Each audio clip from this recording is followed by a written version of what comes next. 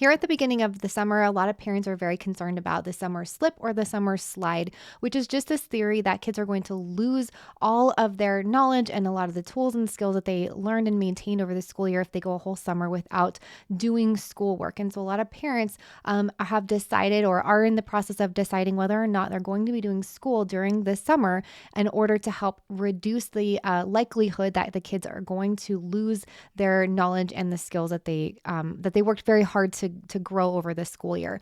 And so I wanted to spend this episode today giving you some of my best tips and tools for how to avoid the summer slip if you choose to do school over the summer, which I do not believe is something that we all have to do. I believe it's something that you can choose to do with a lot of clarity and a lot of certainty. And I'm going to talk to you a little bit about how to make that really good decision. And then if you choose to do school, what are some steps to consider, things to think about when you are deciding what it is, how you want to implement that decision so that you can both enjoy your summer break, but also continue to work on the areas of education that you believe are right for your own children. My name is Emily Brown, and I'm a life coach for Catholic homeschool moms who want to have more peace, calm, clarity, and certainty in this call from God to homeschool your children. I have a new course that you can take called the Catholic Homeschool Essentials course, which is going to teach you a deep dive introduction into 8 essential life coaching tools that will help you improve 3 problematic areas that all homeschoolers struggle with, which is other people's behavior, time management, and your own self-doubt and negative self-talk. You can go get a link for the Catholic Homeschool Essentials course right now in the link below this video. But for now, let's talk about how to avoid the summer slip. All right, the first thing you need to do is decide what skills or what subjects your kids are likely to need continual practice on and make a very clear decision about what exactly it is that you want to be focusing on. And the reason that this is important is because if we don't clarify what it is that we want to do and really decide that ahead of time, then we may have kind of a vague idea of what it is we might want to do, but we never fully make the decision on what to do. And so then we don't take the next step, which is to decide how we want to implement it. So you actually need to spend some time here at the beginning deciding what specific skills or subjects that you think your kids are going to need or want to continue to practice. And then the next step is going to be, how do you want to do that? And so if you're thinking about continuing math, for example, what is it about math that you are concerned about your children not maintaining throughout the year? And so you might focus on certain skills within math that they would want to focus on over the summer. So instead of just saying we're going to continue math for the summer, you might consider what specific math skills. So maybe it's addition or multiplication facts, or really practicing fractions, or whatever it is. Whatever it could be, a writing, or it could be reading, phonics, or penmanship. Whatever it is. If there are very specific things you want your kids to think about and focus on throughout the summer, make those decisions right now, and then that will help give you the information that you need to make the next decision, which is how you want to go about doing that. We also want to get very clear about what our reasons are, why you're choosing to do school or not. And then you need to love your reasons.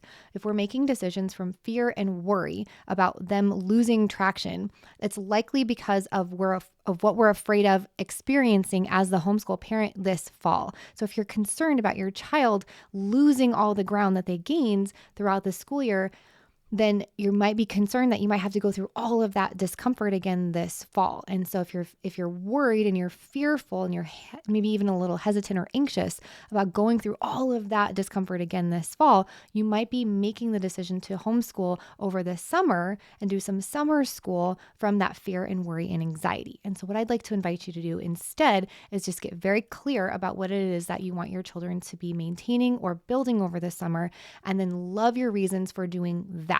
Clarifying those reasons and really loving the reasons, not from fear and worry, but from clarity and certainty, that will help you maintain that progress and continue to build the tools and the skills that your kids are wanting and needing to maintain throughout the summer without getting burnt out. It's also going to allow you to set time aside for fun and simplicity and just changing up your lifestyle and doing things a little bit differently at a different pace over the summer so that you can actually rest at the same time as making progress. I want you to consider, how could this be fun? How could this be simple? How could this be easy? What would be a different way of helping my child learn and grow and maintain some of these skills that that might just need to look a little different than how we did it through the school year. Sometimes our kids just need to come at a concept from a different point of view, from a different angle, or read about it from a different book or hear about it from a different person in order for something to finally click. And so just think about and think outside the box, outside the curriculum, if you will. How could this be fun? How could this be simple? How could we enjoy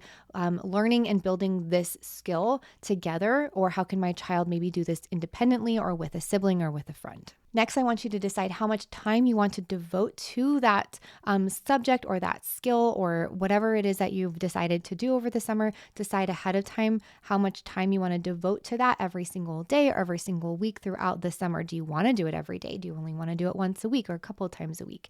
Decide ahead of time how much time you want to devote to that and then stick to it. And what I mean by sticking to it is that even when you don't feel like doing it, you guys do it anyway. And even when you're feeling like we have to rush forward and keep going, we can't take a break, go ahead and stick to the original plan and don't push forward when you've already done the amount of work for the week that you've decided on. It's okay to take a break. It's okay to set it down. And that's really going to teach both you and your child that working is not the only thing that you guys are good for, that you can do other things, that you can enjoy each other and have connection. You build trust with each other by doing what you say you're going to do.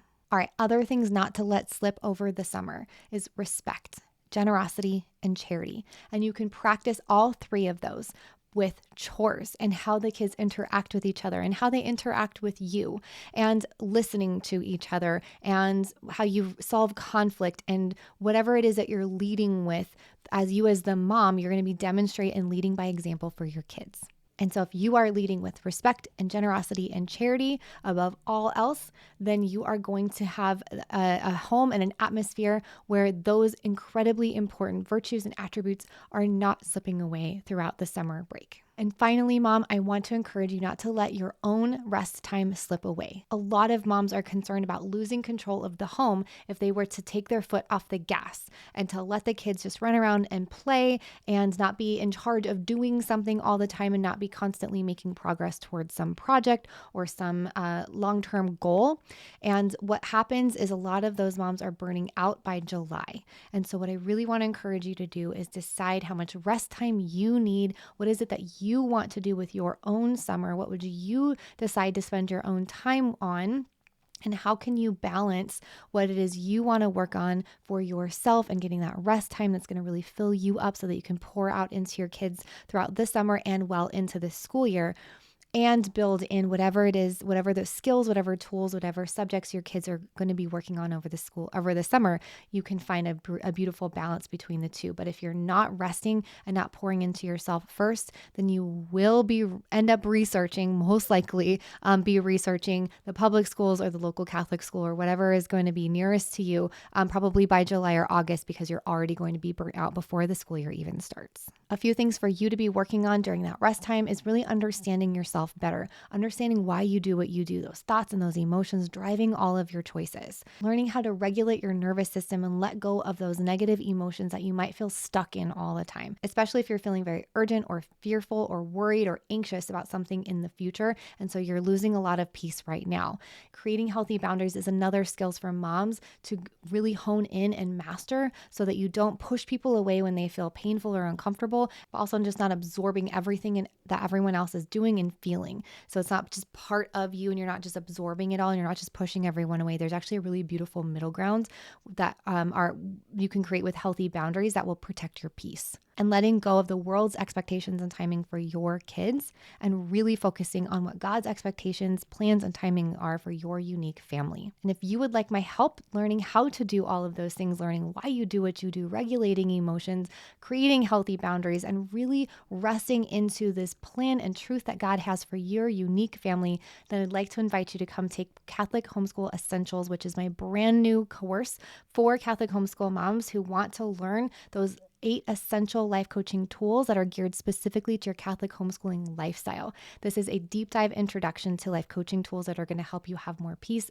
and just enjoy your homeschooled lifestyle and your homeschooled kids so much more. You can get all the details and grab that course right now in the link below this video. And while you're down there, please like and subscribe to this channel so that I can serve you every single month with new life coaching content geared specifically to your Catholic homeschooling lifestyle. I'm praying for you. I hope you have a fantastic week. God bless.